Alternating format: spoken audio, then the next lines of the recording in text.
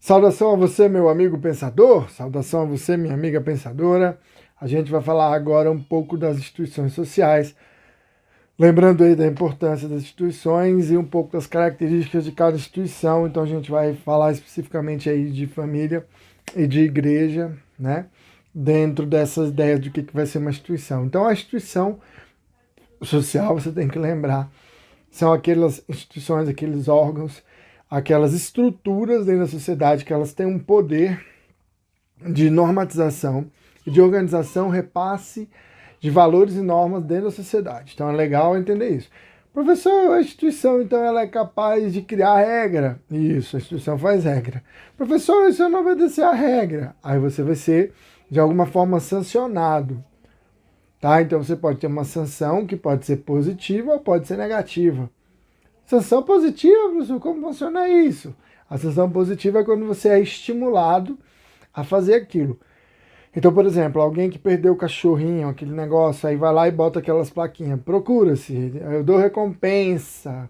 Ah, então se você achar o cachorrinho de alguém que gosta muito e que tem um apreço ali, você pode receber uma recompensa. Encontrar o cachorro, devolver o cachorro. E cuidar do cachorro é uma coisa que a gente acha interessante dentro da sociedade. Você também pode ganhar um prêmio, você pode ganhar uma honra, você pode ganhar uma medalha, né? Você pode ganhar várias classificações, assim, né? Que significam ali honraria. Então, é uma coisa boa. E aí a sociedade quer que você faça isso. Então, você tem essa sanção positiva. Mas você também pode ter a sanção negativa, que vai desde a zombaria, da vaia, do xingamento, né?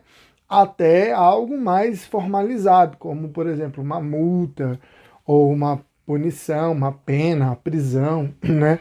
Restrição de liberdade para aqueles que cometerem alguma coisa que a sociedade realmente discorda de que não pode ser feito. Então é legal que você entenda que são um pouco dos mecanismos de coesão, de coerção social, né? Então, quando você tem algumas zombarias, por exemplo, algumas coisas, elas já funcionam para dar esse limite. Então, primeiro ponto a entender é esse. A gente já começa a falar aqui da família, né? Então, a família é onde capta o indivíduo, onde inicia todo o processo de formação do indivíduo. Alguns autores colocam que o processo cognitivo começa a partir do 8º mês de vida. E o processo social começa a partir do 2º ano de vida. Ai, professor, por que isso? Porque no 2º ano de vida começa mais fortemente a vida social. A criança começa a sair, encontrar com outras crianças, ou então ter relacionamento com os familiares, ou começar a ir para a igreja, para a escola.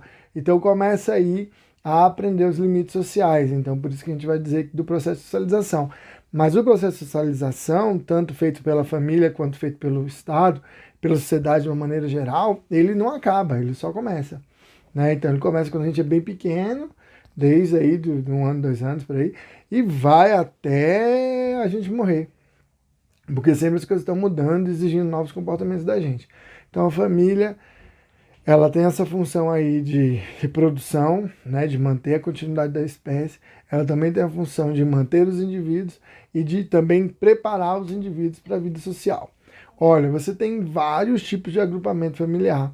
Hoje você tem as famílias com base, vamos dizer assim, do arranjo homossexual. Então você tem famílias que têm 2 pais ou 2 mães, né? Então você tem famílias que a gente pode chamar de família nuclear, que é a base do pai, mãe e filhos, o núcleo. Você tem a monoparental, né?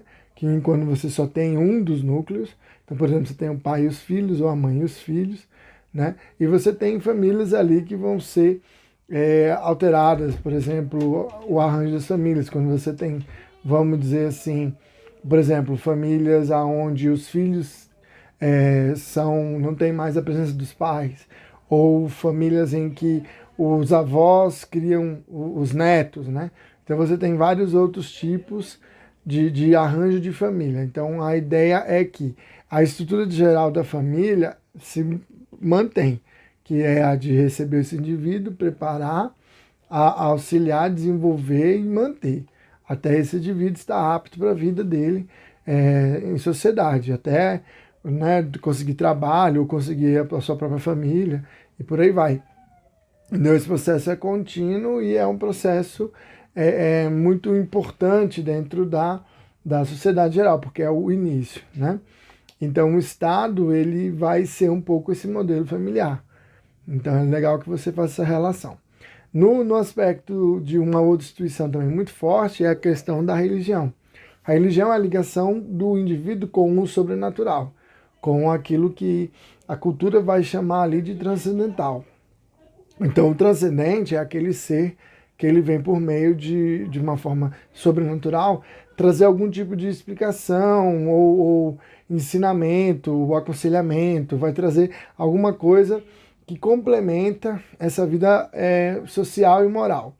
Do ponto de vista assim, mais prático, a gente tem que a religião ela traz também uma coesão moral, né? Um processo de fazer com que os indivíduos sejam mais unidos, mais propícios a aceitar aquelas regras, aqueles ensinamentos. Então é legal você entender também esse aspecto, tá?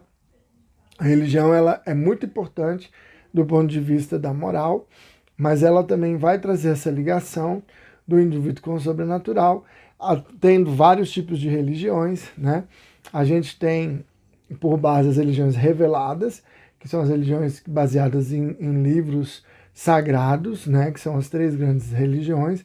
A gente tem também as religiões espiritualistas, né? Que são baseadas aí no processo de reencarnação. Então você tem várias religiões ocidentais, religiões de base africana. Você tem várias religiões, então, que praticam essa ideia de uma moral um pouco mais flexível. A moral das religiões reveladas ela é muito rígida, consistente. Agora, a moral um pouco mais flexível, porém, é uma moral que, vamos dizer assim, depende muito da atuação do indivíduo. Então, o próprio hinduísmo, budismo, confucionismo, taoísmo, shintoísmo, essas religiões aí, de uma maneira geral, elas trazem uma base espiritualista, né? A ideia da reencarnação, de algumas variações, né? Mas você tem a base essa, né? No hinduísmo você tem a base espiritualista, mas ela é animista. O animismo é uma característica das religiões mais tribais, mais simples, né? Como o xamanismo, o totemismo, né? São religiões que têm essa relação entre as divindades, os seres e os seres poderosos, os deuses, e os fenômenos da natureza, ou então a força da natureza, a ação, né? Então você tem essa modificação nos tipos de religião, né? As mais primitivas, ligadas ao animismo, as espiritualistas, né, ligadas à reencarnação, e as reveladas, que têm um código moral muito consistente, muito forte, que geralmente é a base da atuação dos indivíduos, tá? Você percebe uma atuação diferente das religiões, elas têm um processo de atualização e um processo também de modernização, né? Algumas entram nesse campo mais trabalhista, mais social, né? Afetam mesmo, modificam, ajudam as pessoas que precisam muito, e também você tem essa conexão hoje muito mais ligada a essas relações que a gente tem com as mídias sociais, com a internet. Então é normal você ver a missa por um canal da página social da igreja, você vê a fala de um líder, né, num canal de televisão. Então você consegue ter um processo mais abrangente. Digamos que as igrejas se modernizam, se atualizam, começam a participar mais e profundamente desse processo, beleza? Então, assim, é interessante você ter que a instituição da religião, ela também é muito forte e tem um poder de coesão também muito forte dentro da nossa sociedade, tá certo? Então é isso, principalmente na sociedade ocidental, né, judaico-cristã, que é a nossa colonização brasileira, né? Então a gente tem uma influência tão grande da religião que nós somos monoteístas, por exemplo. Monoteístas não, perdão, monogamia.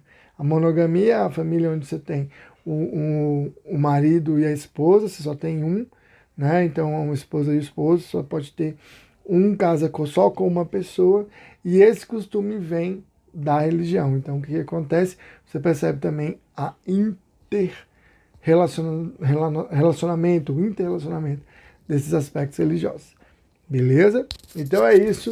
A gente vai dando uma paradinha por aqui, depois a gente volta e continua com mais pontos importantes dessa questão aí das instituições.